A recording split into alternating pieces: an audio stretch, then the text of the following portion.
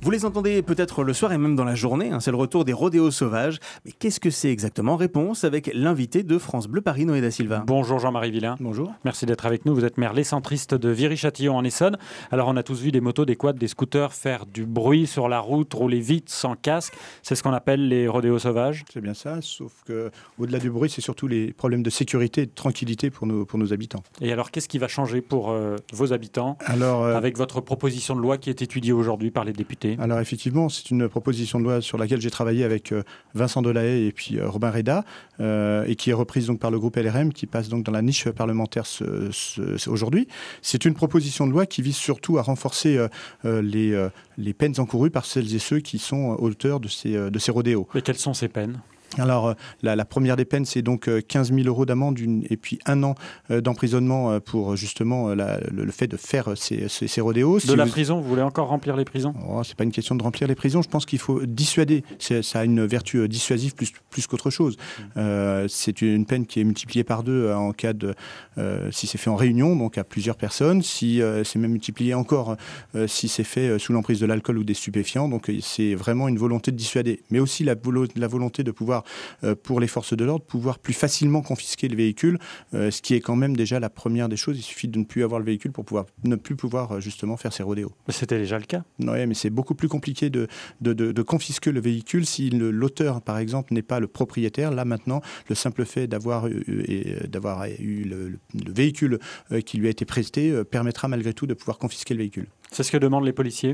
Alors, c'est ce que demandent les policiers. Les policiers, ils demandent surtout aussi des peines sévères lorsque l'on arrive à identifier les personnes. C'est pour cette raison qu'il faut impérativement que le simple fait de reconnaître les personnes, et ça arrive assez fréquemment puisqu'ils roulent souvent sans casque, donc on peut, comme ce sont des personnes qui sont de la ville, on peut les reconnaître assez facilement. Mais les policiers disent aussi que la grande difficulté, c'est d'interpeller ces personnes qui sont sur ces quads, motos, parce que les courses-poursuites peuvent très mal se terminer. Tout à fait, il est hors de question de continuer de faire en fait ce que l'on reprocherait justement à ces contrevenants, à ces personnes qui mettent en danger des courses-poursuites en ville. De toute façon, faire des roues arrière ou rouler comme des sauvages dans les rues de nos villes, c'est déjà en soi répréhensible. Donc on ne va pas demander aux policiers de les poursuivre et de mettre en danger la vie des gens. Sauf qu'il y a une possibilité quand même de les interpeller. La meilleure des preuves, c'est qu'on a encore réussi à récupérer une mini-moto hier en plein centre-ville de Viry-Châtillon, dès que c'est possible, tout simplement parce qu'ils étaient entre deux rodéos. Et donc à ce moment-là, on peut, avec beaucoup de surveillance, avec des caméras, avec beaucoup de policiers sur le terrain, qui peuvent effectivement être sur place et identifier les personnes, pouvoir réussir à les récupérer. Et où en est-on de l'idée de créer des brigades motocyclistes de police spécialisées dans ces interpellations ? C'est très compliqué. Je pense qu'il faut garder tout le temps en tête le fait qu'on ne peut pas mettre en danger la vie de nos habitants. Moi, personnellement, c'est ce qui m'inquiète le plus, savoir qu'à tout moment, une personne, une maman avec une poussette ou un papa avec la poussette sur le trottoir se fasse renverser, comme là, un monsieur s'est fait renverser, une personne s'est fait renverser à Meaux par quelqu'un qui, justement, était en train de faire une roue arrière.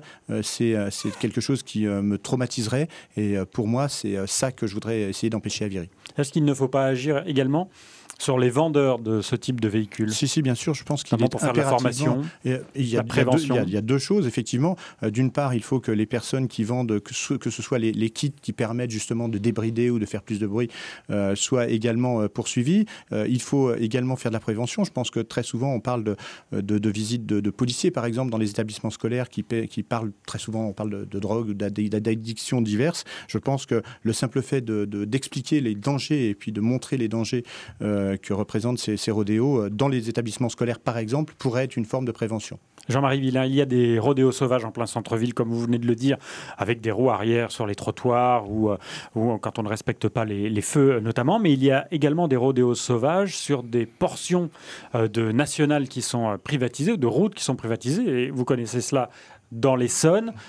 Ces personnes qui font ces rodéos demandent notamment l'accès à des pistes, à des circuits fermés. Est-ce que c'est envisageable? Moi, je ne suis pas certain qu'ils demandent vraiment des pistes fermées. Puisque on les a entendus, ça existe. Parce que France Bleu Paris a fait des reportages. Mais ça existe. La seule chose, c'est que dans la réalité, l'adrénaline qu'il recherche, il la recherche en centre urbain, justement parce qu'il y a des véhicules, justement parce qu'il y a un danger supplémentaire. Les pistes existent. Il y a le circuit Carole qui existe. Donc on a cette possibilité. C'est vrai que ce n'est pas forcément très facile. Pourquoi pas en créer? Le principe est complètement intéressant. Sauf que je ne suis pas sûr que ce n'est pas cette adrénaline qu'ils recherchent en milieu urbain. Vous savez, il y a le phénomène des réseaux sociaux a très largement augmenté ces rodéos, puisque le simple fait de mettre la GoPro, pour ne pas la nommer, sur le casque, permet justement de démultiplier les vues de ce qui se passe. Je crois que c'est ça qui a accéléré le mouvement. Jean-Marie Villain, votre loi est étudiée aujourd'hui à l'Assemblée nationale. Quel est le calendrier? Qu'est-ce qui va changer concrètement et quand? Ok, pour être tout à fait précis, ce n'est pas ma loi, je suis maire et donc pas parlementaire. Mais vous avez été reçu au ministère de l'Intérieur, vous avez poussé cette loi. Le calendrier, il est très simple. Pour moi, c'est déjà très intéressant de voir que nous avons commencé à travailler en juillet 2017, que nous sommes en juin 2018 et que déjà le texte passe à l'Assemblée nationale dans une niche parlementaire LRM. C'est pour cette raison d'ailleurs que nous n'étions pas attachés au fait que Pierre-Paul Jacques présente cette loi. L'important, c'est que la loi soit discutée. Si elle est adoptée telle qu'elle l'a été en commission à l'unanimité, elle pourrait être discutée assez rapidement au Sénat. Et il n'y a aucune raison qu'au Sénat, les sénateurs ne suivent pas cette même voie. Et dans ces cas-là, peut-être une publication au journal officiel avant la fin juillet, ça serait vraiment quelque chose de formidable.